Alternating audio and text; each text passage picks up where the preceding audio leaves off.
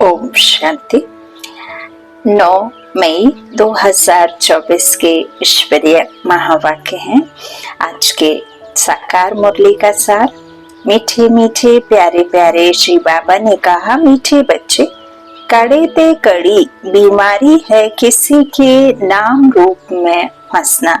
अंतर्मुखी बन इस बीमारी की जांच करो और इससे मुक्त बनो। प्रश्न है, नाम रूप की बीमारी को समाप्त करने की युक्ति क्या है? इससे नुकसान कौन कौन से होते हैं? उत्तर में बाबा ने कहा, नाम रूप की बीमारी को समाप्त करने के लिए एक बाप से सच्चा सच्चा लव रखो। बाबा ने भल निमित्त आत्माओं को, सेवाधारी आत्माओं को, अपने रूहानी बच्चों को चुना है, लेकिन चुनने वाला, सुनाने वाला, जो सुनाता है वो तो परमपिता परमात्मा है। अब परमात्मा बोल नहीं सकते, उसे मुख का आधार लेना पड़ता है, तो ब्रह्मा मुख आधार लिया। फिर और निमित्त फरिश्तों को ब्रह्मा मुख वंशावली ब्राह्मण को चुना। तो कभी भी देह भान मेरा ऐसे नहीं, तेरा नहीं, है ही एक का, एक के द्वारा एक सा ज्ञान। निराकार परमात्मा के महावाक्य में आत्मा इस देह में बैठी सुनकर सुनाने वाला परमात्मा है ना, सुनने वाली आत्मा है। तो इस तरह जब हम मन में संकल्पों को रख फरिश्ता बन सुनेंगे तो धारणा भी होगी। तो बाबा कहते हैं, नाम रूप की बीमारी को समाप्त करने के लिए एक बाप से सच्चा सच्चा लव रखो। याद के समय बुद्धि भटकती है, देहधारी में जाती है, तो बाप को सच सच सुनाओ। सच बताने से बाप क्षमा कर देंगे। सर्जन से बीमारी को छुपाओ नहीं, बाबा को सुनाने से खबरदार हो जाएंगे। बुद्धि किसी के नाम रूप में लटकी हुई है तो बाप से बुद्धि जुट नहीं सकती। वह सर्विस की बजाय डिससर्विस करते हैं, बाप की निंदा कराते हैं। ऐसे निंदक बहुत कड़ी सजा के भागी बनते हैं। ओम शांति। अभी बच्चे जानते हैं कि हर एक को वर्षा मिलता है बाप से, भाई को भाई से कभी वर्षा नहीं मिलता। और फिर भाई व बहन जो भी है उनको हर एक की अवस्था का पता नहीं पड़ता है। सब समाचार बाप दादा के पास आते हैं। यह है प्रैक्टिकल में। हर एक को अपने को देखना है कि मैं कहाँ तक याद करता हूँ, कोई के नाम रूप में कहाँ तक फंसा हुआ हूँ। कई तो जो मुरली सुनाते हैं, जो बाबा का ज्ञान देते हैं, उन्हीं में सीमित हो जाते हैं। तो वही तो बाबा कह रहे हैं ना, नाम रूप कई एक से ही जो निमित्त बनी आत्मा उसके मुख से ही पसंद है, तो किसी और का फिर सुनना पसंद नहीं करते। जबकि मुरली तो ऐसी है, कहीं से भी किसी के द्वारा भी, किसी के भी निमित्त द्वारा मिल जाए तो उसे बिल्कुल भी मिस नहीं करना है। ये पढ़ाई परमात्मा की है, ये पढ़ाई किसी मनुष्य की पढ़ाई नहीं है, तो परमात्मा के द्वारा पढ़ाई है। पढ़ाने वाला तो भगवान है ना, तो ये तो मन में रखना है। तो बाबा कहते हैं अपने को आत्मा ही समझना पड़े, है ना। तो सुनते समय भी बाबा कहते वृत्ति कहाँ कहाँ तक जाती है आत्मा खुद जानती है, अपने को आत्मा ही समझना पड़े। हमारी वृत्ति एक श्री बाबा की तरफ जाती है या और कोई के नाम रूप तरफ जाती है। जितना हो सके अपने को आत्मा समझ एक बाप को याद करना है और सब भूलते जाना है। अपने दिल से पूछना है कि हमारी दिल सिवाय बाप के और कहाँ भटकती तो नहीं है, कहाँ कहीं धंधे धोरी में या घर गृहस्थ मित्र संबंधियों आदि तरफ बुद्धि जाती तो नहीं है। अंतर्मुखी होकर जांच करनी है। जब यहाँ आकर बैठते हो तो अपनी जांच करनी है। यहाँ कोई ना कोई सामने योग में बैठते हैं, वह भी शिव बाबा को ही याद करते होंगे, ऐसे नहीं अपने बच्चों को याद करते होंगे। याद तो शिव बाबा को ही करना है। यहाँ बैठी ही शिव बाबा की याद में हो, फिर चाहे कोई आंखें खोल कर बैठी है व आंखें बंद कर बैठी है, यह तो बुद्धि से समझ की बात है। अपने दिल से पूछना होता है, बाबा क्या समझाते हैं, हमको तो याद करना है एक को। यहाँ जो बैठने वाले हैं वह तो एक शिव बाबा की ही याद में होंगे, तुमको नहीं देखेंगे, क्योंकि उनको तो कोई की भी अवस्था का पता ही नहीं है। हर एक का समाचार बाप के पास आता है, वह जानते हैं कौन कौन बच्चे अच्छे हैं, जिनकी लाइन क्लियर है, उनका और कहाँ भी बुद्धि योग नहीं जाता है। ऐसे भी होते हैं कोई का बुद्धि योग जाता है, फिर मुरली सुनने से चेंज भी होते रहते हैं, फील करते हैं कि यह तो हमारी भूल है, हमारी दृष्टि वृत्ति बरोबर रॉन्ग थी, अब उनको राइट करना है, रॉन्ग वृत्ति को छोड़ देना है, यह बाप समझाते हैं। भाई भाई को नहीं समझा सकते, बाप ही देखते हैं इनकी वृत्ति दृष्टि कैसी है। अब ये मुरली में कोई भाइयों का या जो सुनाता है मुरली निमित्त बन, उनके महावाक्य थोड़ी है, ये तो महावाक्य खुद ईश्वर के हैं।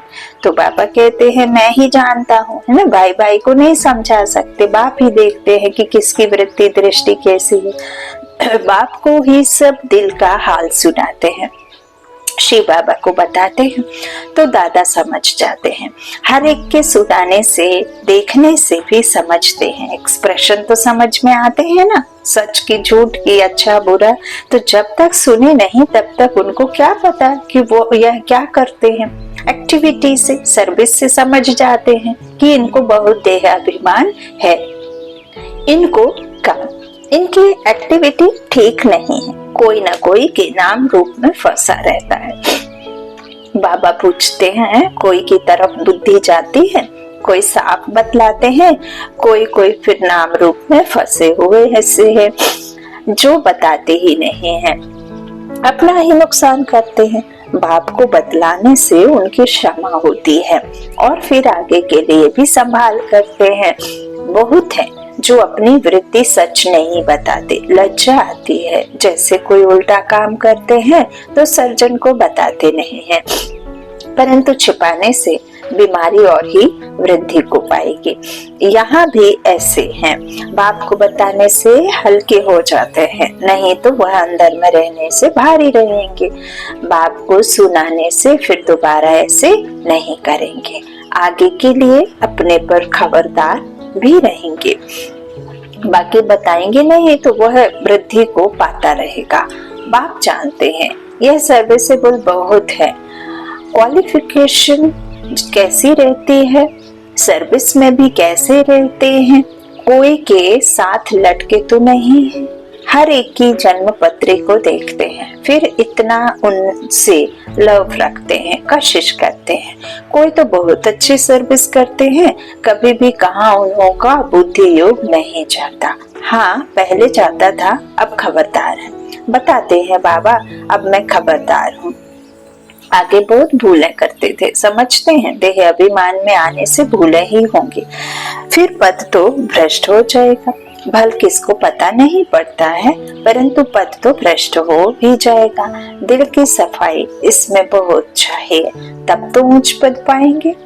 उनकी बुद्धि में बहुत सफाई रहती है, जैसे लक्ष्मी नारायण की आत्मा में सफाई रहती है ना, तब तो ऊंच पद पाया है। कोई कोई के लिए समझा जाता है इनकी नाम रूप की तरफ वृत्ति है, देही अभिमानी होकर नहीं रहते हैं, इस कारण पद भी कम होता गया है। राजा से लेकर रंक तक नंबरवार पद तो है ना, यह क्यों होता है इसको भी समझना चाहिए।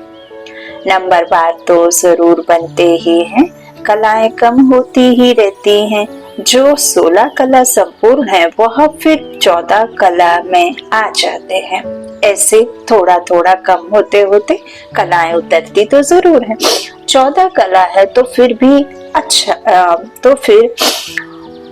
फिर वाम मार्ग में उतरते हैं तो भिखारी बन जाते हैं। बाबा कहते हैं महाराजा महारानी अर्थात लक्ष्मी नारायण और 14 कला वाली चंद्रवंशी अर्थात राम सीता का राज्य।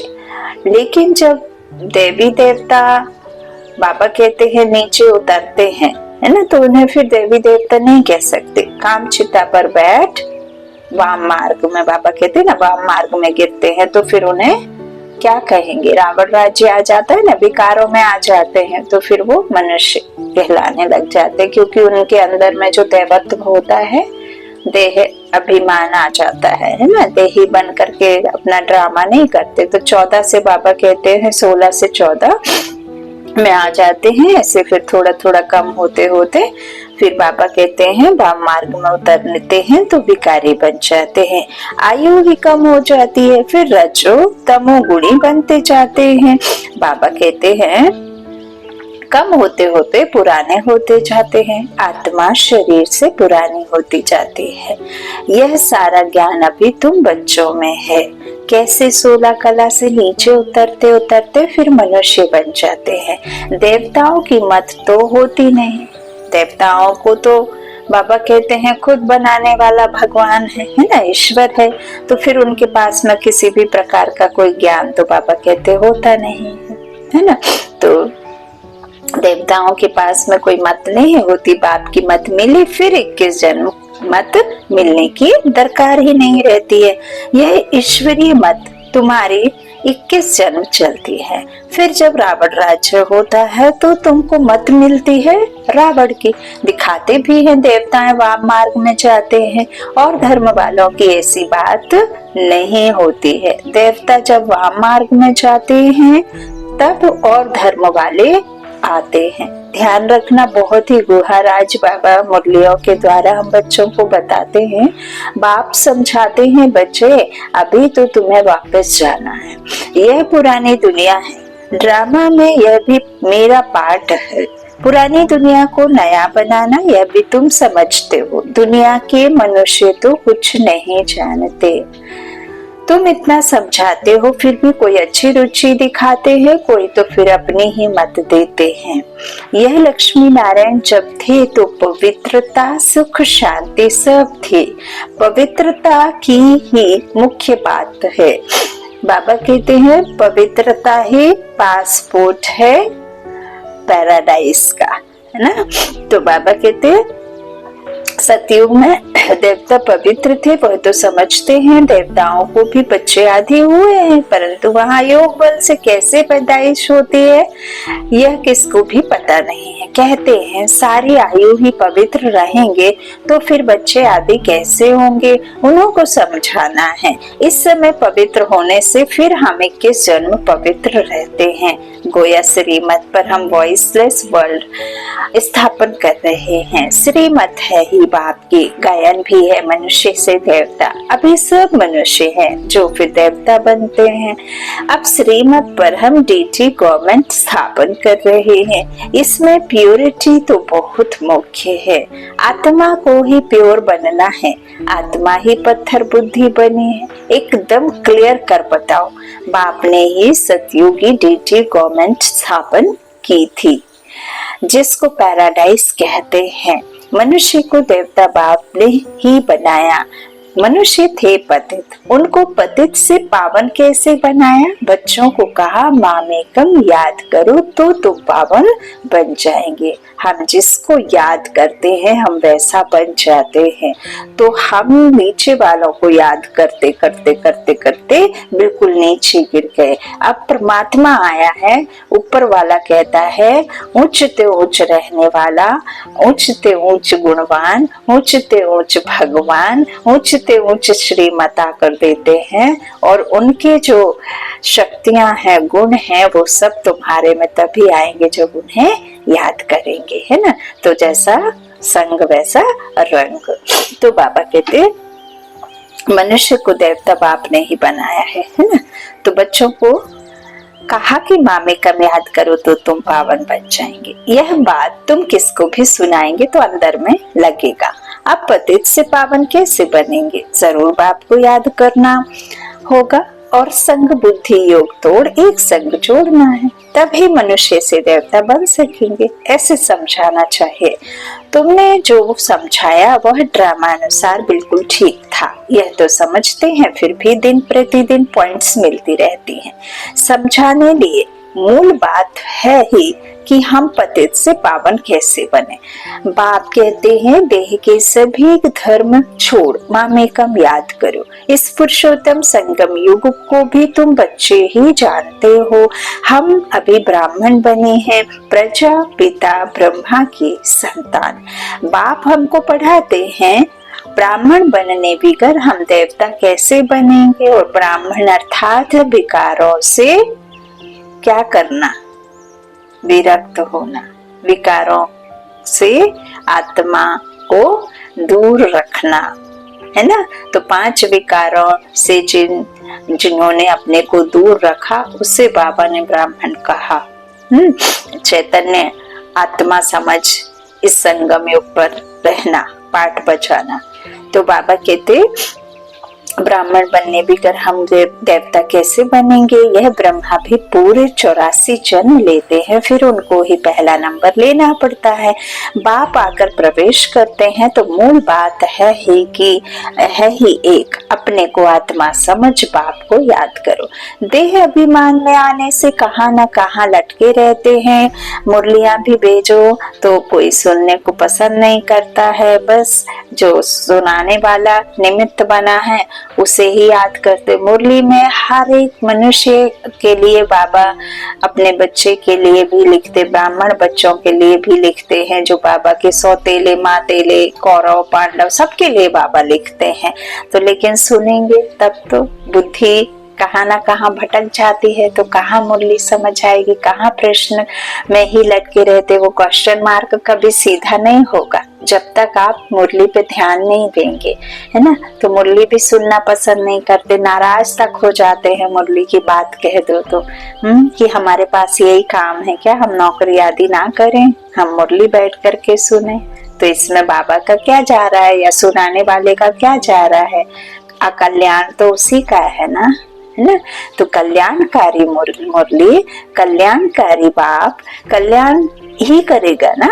तो बाबा कहते हैं कहाँ न कहाँ लटके रहते हैं देही अभिमानी, तो सब बन ना सके। यह भी बाबा देखो दोष नहीं देते, सबका अपना अपना ड्रामा है, तो इसमें किसी का दोष नहीं। अपनी पूरी जांच करो, हम कहाँ देह अभिमान में तो नहीं आते हैं, हमसे कोई विकर्म तो नहीं होता है, बेकायदे चलन तो नहीं होती है, बहुतों से होती है। वह अंत में बहुत सजा के भागी बनेंगे। भला भी कर्मातीत अवस्था नहीं हुई है, कर्मातीत अवस्था वाले के सब दुख दूर हो जाते हैं, सजाओं से छूट जाते हैं, ख्याल किया जाता है नंबरवार राजाएं बनते हैं। जरूर किसका कम पुरुषार्थ रहता है जिस कारण से सजा खाने पड़ती।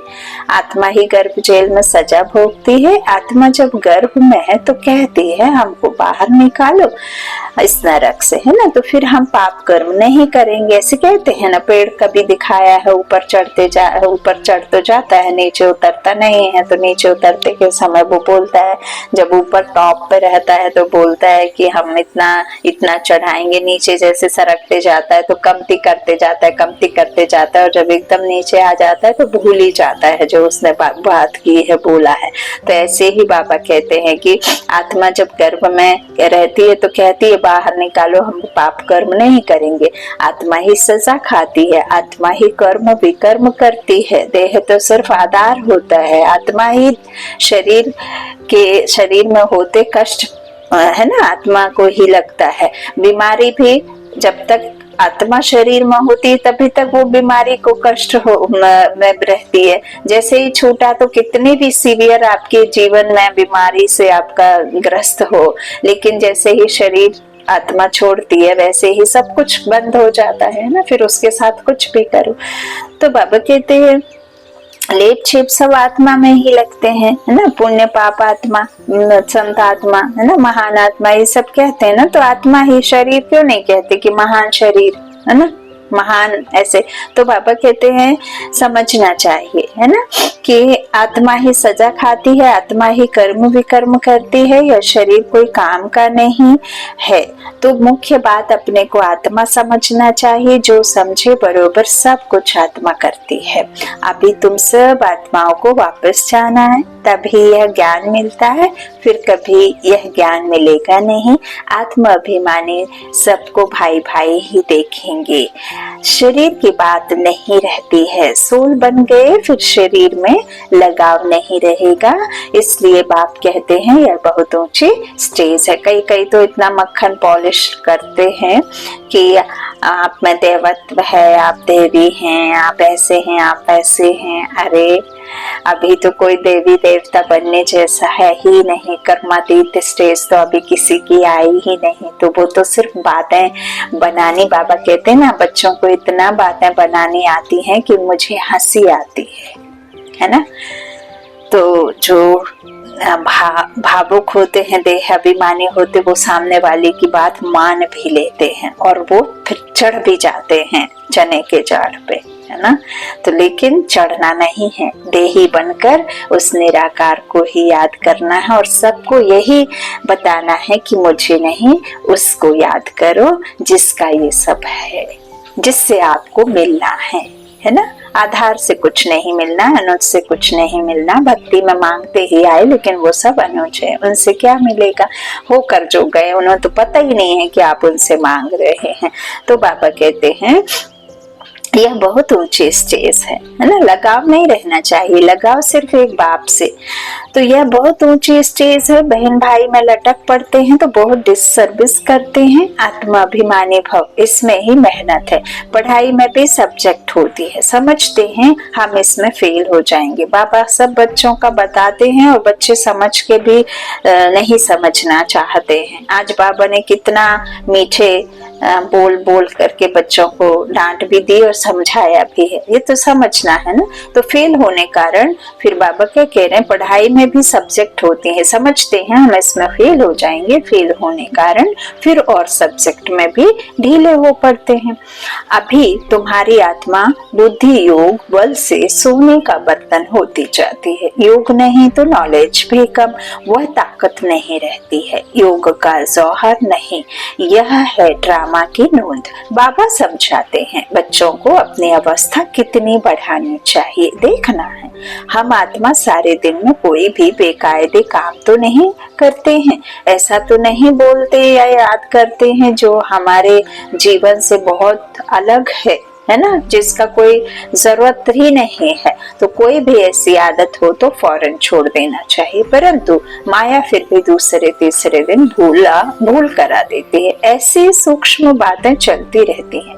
यह है सब गुप्त ज्ञान। मनुष्य क्या जाने, तुम बतलाते हो हम अपने ही खर्चे से अपने लिए सब कुछ करते हैं, दूसरों के खर्चे से कैसे बनाएंगे। इसलिए बाबा हमेशा कहते हैं मांगने से मरना भला। कल भी बाबा ने पूरे मुरली में यही कहा, मांगने से मरना भला। चंदा आदि नहीं लेना है, किसी से कुछ भी मांगना नहीं है। जब तुम दाता के बच्चे बने हो तो दाता ही तुम्हारा भरपूर करेगा, तुम्हें किसी से नहीं मांगना है। जो खुद मांग रहे हैं तुम उनसे क्या मांगोगे, है ना। तुम्हारा तो वही सब कुछ बन गया। तो सहज मिले सो दूध बराबर, मांग लिया सो पानी। मांग कर कोई से लेते हो तो वह लाचारी का शिकल बटखा कर देते हैं, तो वह पानी हो जाता है। खींच लिया वह रक्त बराबर। देखा बाबा ने कितना अच्छा बताया। तो कई बहुत तंग करते हैं, कर्जा उठाते हैं तो वह रक्त समान हो जाता है। कर्जा लेने की कोई ऐसी दरकार नहीं है, दान देकर फिर वापस लिया, उस पर भी हरिश्चंद्र का मिसाल है। तो ऐसा भी मत करो, हिस्सा रख दो जो तुमको काम भी आए। बच्चों को पुरुषार्थ इतना करना है जो अंत में बाप की ही याद हो और स्वदर्शन चक्र भी याद हो, तब प्राण तन से निकले, तभी चक्रवर्ती राजा बन सकेंगे। ऐसे नहीं पिछाड़ी में याद कर सकेंगे, उस समय ऐसी अवस्था हो जाएगी नहीं। अभी से पुरुषार्थ करते करते उस अवस्था को अंत तक ठीक बनाना है। ऐसे नहीं कि एग्जाम कल है और आज पढ़ने बैठ गए, तो मेहनत भी लगेगी, टेंशन भी होगी, पढ़ाई भी नहीं होगी और कुछ समझ में भी नहीं आएगा। पूरे साल पढ़ते हैं, एक एक पेज उठा के पढ़ेंगे तो आखिरी में मेहनत भी नहीं लगेगी, टेंशन फ्री भी रहेंगे और मार्क्स भी अच्छे आएंगे। तो बाबा कहते हैं अवस्था को अंत तक ठीक बनाना है, ऐसे नहीं, अभी से तैयार होना है, एवर रेडी। तो ऐसा ना हो कि पिछाड़ी में वृत्ति कहाँ और तरफ चली जाए। याद करने से ही पाप करते रहेंगे। तुम बच्चे जानते हो पवित्रता की बात में ही मेहनत है, पढ़ाई में इतनी मेहनत नहीं है। इस पर बच्चों का ध्यान अच्छा चाहिए। तब बाबा कहते हैं रोज अपने से पूछो, हमने कोई बेकायदे काम तो नहीं किया, नाम रूप में तो नहीं फंसा हूँ, किसको देख लट्टू तो नहीं बनता हूँ, कर्मेंद्रियों से कोई बेकायदे काम तो नहीं करता हूँ, पुराने पतित शरीर से बिल्कुल लव नहीं होना चाहिए, ना खुद के ना किसी और के। तो वह भी देह अभिमान हो जाता है। अनासक्त हो रहना चाहिए। सच्चा प्यार एक से, बाकी सबसे अनासक्त प्यार। भले बच्चे आदि हैं परंतु कोई में भी आसक्ति ना हो। जानते हैं यह जो कुछ भी देखते हैं सब खत्म हो जाएगा, तो उनसे प्यार सारा निकल जाता है। एक में ही प्यार रहे, बाकी नाम मात्र अनासक्त। अच्छा, मीठे मीठे सीखे लधे बच्चों प्रति माता पिता बाप दादा का याद प्यार और गुड मॉर्निंग। रूहानी बाप की रूहानी बच्चों को नमस्ते। हम रूहानी बच्चों की रूहानी माता पिता बाप दादा को याद प्यार और गुड मॉर्निंग। धारणा के लिए मुख्य सार। पहला बाबा ने कहा अपनी वृत्ति को बहुत शुद्ध पवित्र बनाना है, कोई भी बेकायदे उल्टा काम नहीं करना है, बहुत बहुत खबरदार रहना है। बुद्धि कहाँ पर भी लटकनी नहीं चाहिए, लटकनी नहीं है। दूसरा, सच्चा प्यार एक बाप में रखना है, बाकी सबसे अनासक्त नाम मात्र प्यार हो। आत्माभिमानी स्टेज ऐसी बनानी है जो शरीर में भी लगाव ना रहे, क्योंकि ये शरीर भी तुम्हारा नहीं है, कब की बिना इंफॉर्मेशन छोड़कर चला जाएगा। वरदान, स्वराज्य के संस्कारों द्वारा भविष्य राज्य अधिकार प्राप्त करने वाली तकदीरवान आत्मा भव। स्वराज्य के संस्कारों द्वारा भविष्य राज्य अधिकार प्राप्त करने वाली तकदीरवान आत्मा भव। बहुत काल के राज्य अधिकारी बनने के संस्कार बहुत काल भविष्य राज्य अधिकारी बनाएंगे। अगर बार बार वशीभूत होते हैं, अधिकारी बनने के संस्कार नहीं है, तो राज्य अधिकारियों के राज्य में रहेंगे, राज्य भाग्य प्राप्त नहीं होगा। तो नॉलेज के दर्पण में अपनी तकदीर की सूरत को देखो। बहुत समय के अभ्यास द्वारा अपने विशेष सहयोगी कर्मचारी व राज्य कारोबारी साथियों को अपने अधिकार से चलाओ। कर्मचारी सहयोगी कर्मेंद्रिया है ना, तो उन्हें बाबा कहते हैं बहुत समय के अभ्यास द्वारा अपने विशेष सहयोगी कर्मचारी व राज्य कारोबारी साथियों को अपने अधिकार से चलाओ, राजा बनो, तब कहेंगे तकदीरवान आत्मा। स्लोगन, सकाश देने की सेवा करने के लिए बेहद की वैराग्य वृत्ति को विमर्श करो। सकाश देने की सेवा करने के लिए बेहद की वैराग्य वृत्ति को विमर्श करो। अच्छा, ओम शांति।